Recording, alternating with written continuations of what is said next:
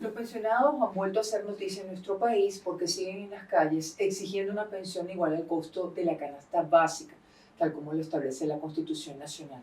¿Es esto posible? ¿De dónde podrían salir estos recursos? ¿Cuáles son las opciones para poder satisfacer esta demanda? Son algunos de los temas que el periodista José Gregorio Yepes, director de Contrapunto.com, y esta servidora Vanessa Davis abordaremos en nuestro programa Con Tres Puntos con el doctor Rafael Arreaza, expresidente del Instituto Venezolano de los Seguros Sociales. Bienvenido, doctor Arreaza.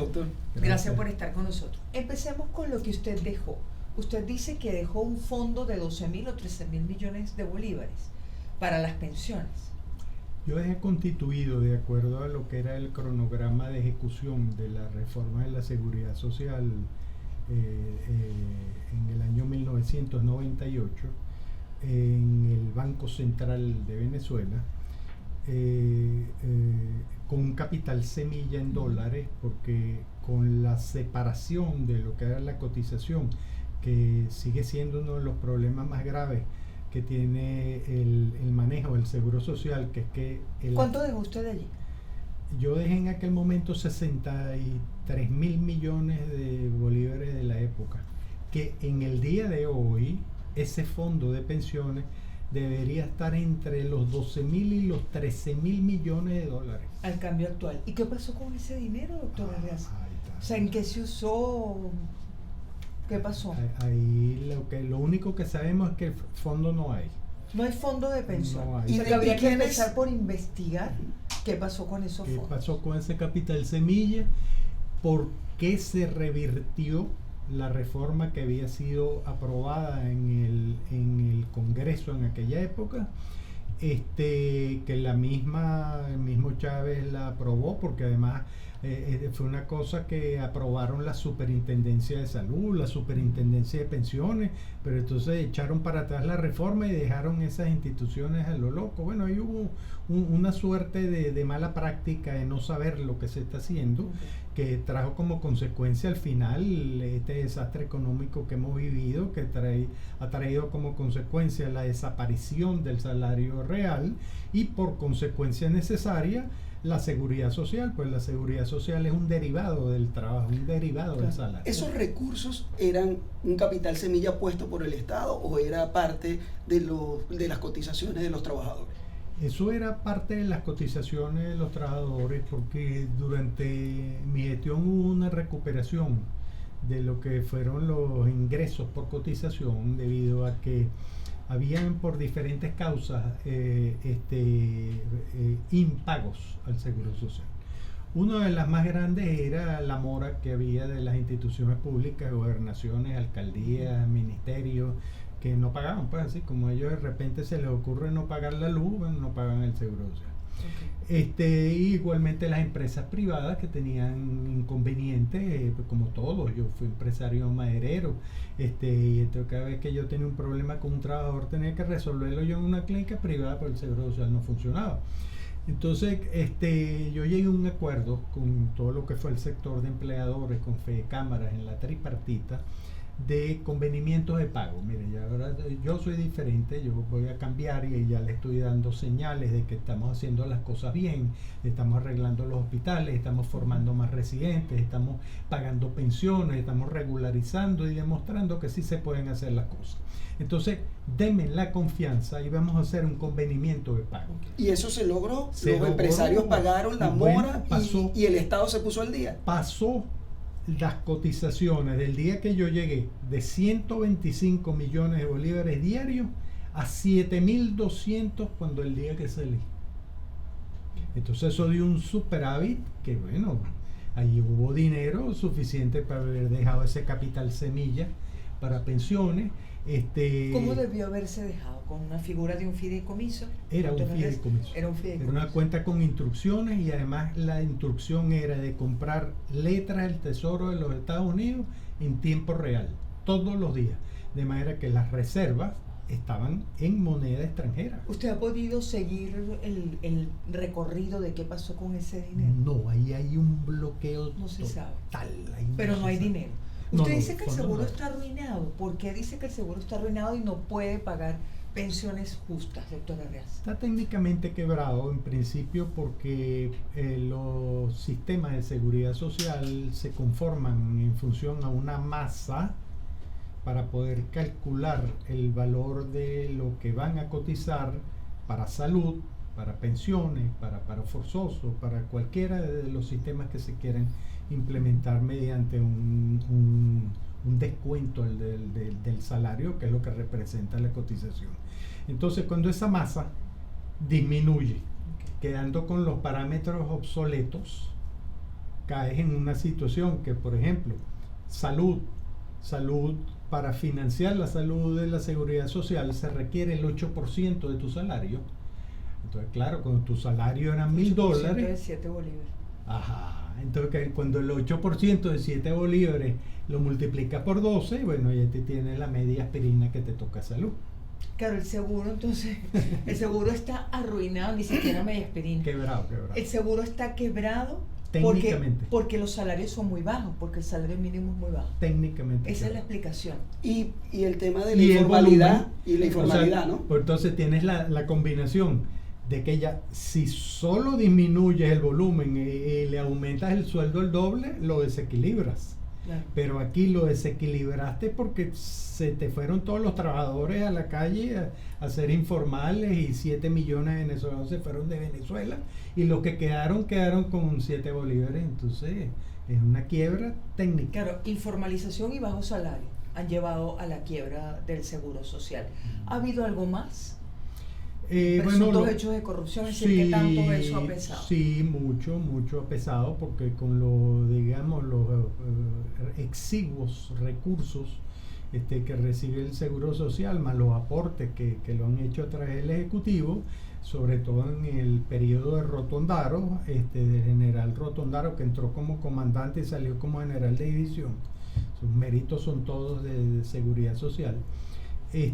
Se compraba millones y millones de dólares de cosas que no se necesitaban, como autobuses, camiones, cisternas. Esto está bien probado, claro, está si andan en la denunciado. calle, eso andan en la calle los autobuses, unos autopullman bellísimos y unos camiones cisternas de acero inoxidable, así como para leche. ¿Esta denuncia se ha formalizado ante alguna institución? No se ha... ¿Y por qué no?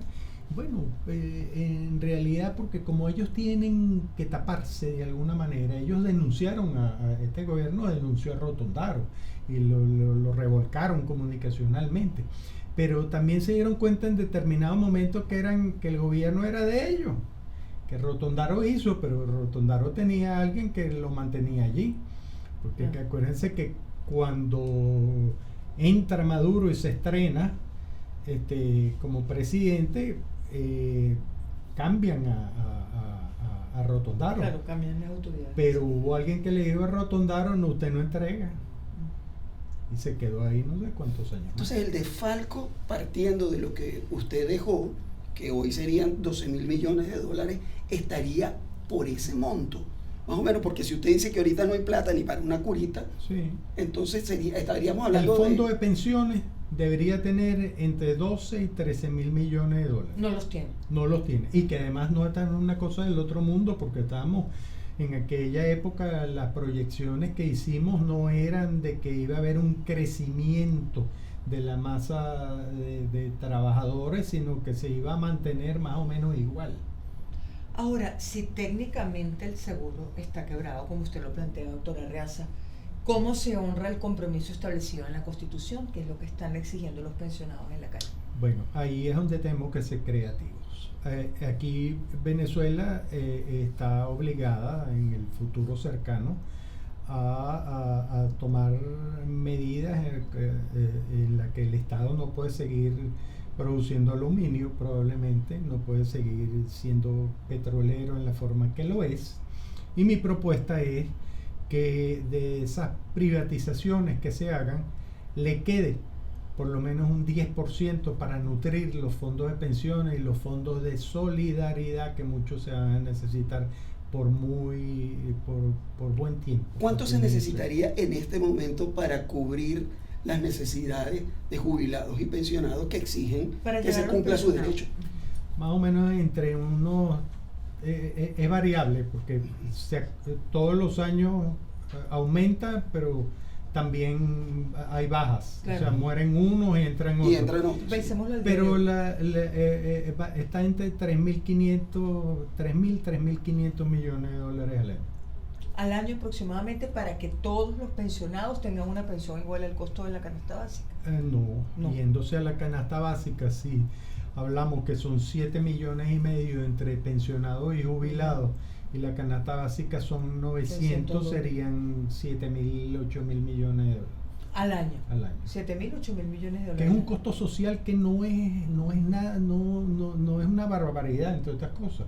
Y además porque el pensionado es un consumidor disciplinado que todo lo que es su pensión la incorpora a la economía. Porque ¿qué es lo que hace el pensionado? Comprar comida, comprar medicina, comprar ropa, ayudar a un nieto, en fin. O sea, usted dice que eso es un ente dinamizador del aparato económico. Es un ente dinamizador del aparato económico porque te sostiene una población fija que come, que lo que va es a comprar comida, que requiere medicamento y lo que compra es medicamento, porque es muy raro que usted se encuentre un pensionado que lo que agarre la pensión y se la beba, por ejemplo, ¿no? O vaya y la juegue a caballo. Eso no es siempre habrá uno, pero no es lo común. Rafael, doctor, en este momento el gobierno va a tener un shock de ingresos por petróleo. El petróleo ha aumentado 64% en lo que va de año. ¿Existe la posibilidad de que a partir de allí pueda generarse un fondo, digamos, un capital semilla para arrancar esto? Yo propongo formal y por la calle del medio que eso se haga de esa manera. Partiendo de los ingresos extraordinarios por petróleo. Partiendo de los pesos como capital semilla, como bien. ¿Cómo sería, cuál sería la figura tomando esos recursos? Un fideicomiso, que es una cuenta con instrucciones que solo paga pensiones. Que no sea un fondo de estos mixtos que abiertos a que cualquiera le mete una mano por una cosa. Ese fideicomiso de pensiones nada más paga pensiones. Que necesitan una ambulancia, bueno, pídansela a los bomberos. O saquen el dinero de otro lado, pero de pensiones no sale un centavo por otra cosa que no sea pensión. Entonces, petróleo o privatizaciones para crear ese fideicomiso. Las dos, todas, como fíjense lo que hizo Noruega. Noruega comenzó con un fondo semilla que le viabilizó 5 años de capacidad financiera para pagar a los pensionados. Después comenzaron las privatizaciones que aportaron, entonces se garantizaron 15 años.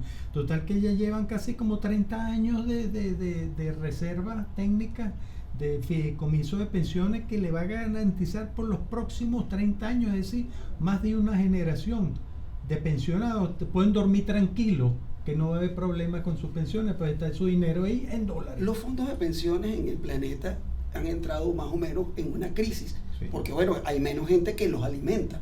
¿Cómo hacer viable ese sistema de jubilación y pensiones? Porque si el precio del petróleo cae, entonces también se nos genera un problema. Sí. Ir a la capitalización individual. Habrá que hacer métodos mixtos para que la gente escoja cuál le convenga más. Los sistemas más exitosos en el mundo son los que te dan las posibilidades para que tú escojas de acuerdo a la cantidad de dinero que tú ganas, de acuerdo a las posibilidades o a tu conocimiento de inversión. Porque, por ejemplo, si tú eres un alto ejecutivo de una petrolera o eres un alto ejecutivo de un banco y tú eliges que tu administradora de fondos de pensiones te lleve una cuenta de capitalización individual que invierta en criptomonedas, por decir algo, solo elegiste tú. Claro. Si las criptomonedas se disparan, bueno, te vas a hacer millonario. Si se vienen para abajo, bueno, habrá que crearle un límite. La superintendencia tendrá que crear un límite o un fondo de garantía, así tipo Fogade, por si aquello baja, hay una compensación económica. ¿Qué es lo que está pasando en el mundo con los fondos de pensiones? Que como bien comentaba, la definición de seguridad social, que la mejor seguridad social es aquella que más o menos evoluciona con la misma velocidad con que suceden los cambios en el tiempo y las necesidades de la gente, bueno, resulta que han sucedido cambios en el tiempo que ha sido el aumento de la expectativa de vida. Claro. Y entonces resulta que en la mayoría de los países los cálculos iniciales indicaban pues de que tú cotizabas más o menos esto, 750, 1200, 2000 cotizaciones que se llevaban a cabo. 17, 20 años. 17, 20 años y después vivías 40 años más. Entonces pagaste 20 y vivías 40. Entonces eso produjo un desequilibrio que llevó a todos los países que están al día con la seguridad social en elevar la edad de pensión conforme a lo que ha sido el aumento en la expectativa de vida, siempre y cuando estén sanos, ¿no? Porque tú puedes pretender poner a alguien que sigue trabajando hasta los 79 años paralítico, ¿no? Pero le van a decir, doctor, que usted pone a trabajar a los viejitos. Bueno, fíjate que hay una cosa curiosa, que se salió un artículo en estos días en el Wall Street Journal, que decía que el mundo va a sufrir de un momento a otro la necesidad de reincorporar a muchos pensionados, porque los mercados de trabajo andan buscando muchachos de 25 años con 30 años de experiencia. Entonces no los consiguen. No los consiguen. ¿De qué han servido las protestas, doctora Reaza, de los pensionados en el país que usted ha acompañado? Sí, mira, han servido muchísimo. ¿Qué se ha logrado hasta ahora? Mira, en principio una unión entre lo que era la desesperanza que ellos tenían. Ellos sentían de que no había fórmula, porque el gobierno hace lo que le da la gana y los había llevado pues a esa miseria de $1.50 y cada vez que protestaban pues le tiraban unas bombas lacrimógenas y bueno, no se sentían acorralados. Ahora se sienten de que tienen la posibilidad de opinar, de que los medios los están oyendo, claro, de que se ha creado una matriz de opinión que la gente ha caído en cuenta. Por Dios, ¿cómo es posible que mi mamá o mi papá te reciba $1.50 de jubilación y pensión cuando le dieron la vida? O sea, se ha visibilizado el problema. Ha visibilizado. ¿Y eso ha llevado a qué cosas? ¿Qué compromisos ha asumido el seguro? A que todos, bueno, el seguro, los compromisos son muy etéreos y muy extraños, ¿no? Porque, fíjate, por ejemplo, Maduro, el mismo día que nosotros exigimos que se cumpliera con la Constitución, con el artículo 91, que además es un articulazo, ese es el corazón de esa Constitución. Si algo tiene esa Constitución de bueno es ese artículo, ¿no? Y lo pusieron ellos además. ¿Qué pasó ese día que usted cita a Maduro? Maduro enseguida salió con el aumento de las pensiones, el aumento del salario. Ahora van a ser 29, 30 bolívares, no sé cuánto, medio petro, algo del petro, pero ¿qué pasó? $30 el salario. ¿Ya bajaron el petro? ¿Ustedes se dieron cuenta que bajaron el petro? Entonces otra vez una suerte de engaño. O sea, no se ha logrado nada entonces. No, sí, se logró que le aumentaran de media aspirina a la aspirina completa. Ajá, pero una solita. Pero ahora le bajaron el costo al petro, que era el valor de referencia.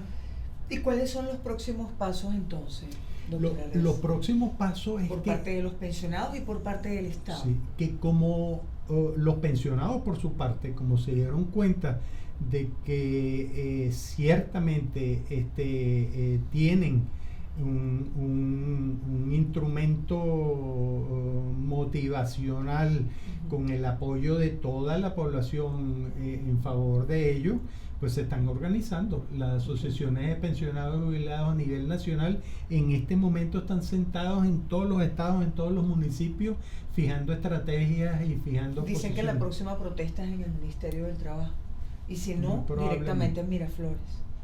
Es probable, eso lo van a decidir ellos, no lo... Ahora, el Seguro Social, ¿qué puede hacer para satisfacer esta... en lo inmediato? Yo le hice unas recomendaciones al Seguro Social ese día, pero ellos me recibieron ahí. La semana pasada.